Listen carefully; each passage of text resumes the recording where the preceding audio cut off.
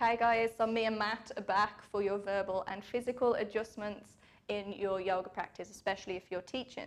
So the next one we're going to do is, of course, downward facing dog. It's present in every single class. I'll teach you how to verbally adjust them and then softly adjust them with the tiniest little bit of touches. So Matt, please, downward facing dog for me. Good. So if you want to mess up your downward dog first, Matt, it's fine. He said it already is, it's not. Bring the feet a little bit wide around the spine and come forward a little bit. Lock out the hamstrings. Yeah, so this is what we see a lot in classes, right? It's people kind of wanting their feet to touch the floor at any given expense. So from here, what I would say for Matt to start with is, can you soften your knees a little bit and push the chest back towards the thighs to create a little bit more length in the spine? Boom, Matt, you're doing it perfectly. So from here, is there equal weight between the hands and the feet? Asking questions will get them to switch their brain on, right? We're not just telling them, it's like investigate the body first. Now, can you push into the index finger and thumb more than the outsides of the wrist?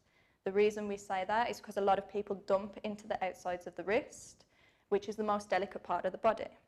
Good, Matt's looking good. The last thing I am going to say, a lot of people round their shoulders inwards.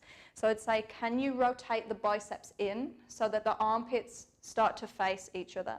Then we get a nice lengthening through the upper neck. Matt, how do you feel? Mm-hmm. He feels fabulous. Good. Come down, take a rest, and we'll go on to the physical kind of adjustments. So for the physical adjustments, for me, I would never take it too far, but if someone does need that little bit of guidance, then we can do that. So Matt, please take it into your downward facing dog. Good.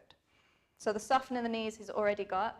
If you know your students and you want to give them just a little bit more of a stretch, a little bit of guidance here, what I would usually do is 1 foot in between the gates of the arms. You can apply just slight pressure in towards the back.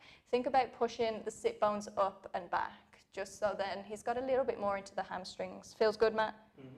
Good. The last one, what I would do, that spinning of the armpits in, people are like, okay, which way is that? Which way is she talking about? I'd literally come forward, I'd grab the biceps, I'd never grab a kind of joint in the body. Just slowly spin biceps in. So the triceps coming towards you, and then he's got a nice, lovely, long neck and spine. And that is it. I wouldn't go any further than that in your downward facing dog. Okay guys, so the next addition that I wanted to tell you within the downward dog, which honestly people always say makes such a difference in my classes, is a three-legged dog. You're like, Sarah, what do you mean it makes a difference? It's so simple. Honestly, if you want people to experience their body a little bit more, there's certain cues that you can do to make this simple pose blow anyone's mind. So Matt, on your next inhale, send the right leg all the way up for me. Good. Matt's pretty well trained. He keeps a square hip, but what you would usually see, Matt open the hip, is everyone going to their max kind of flexibility, right?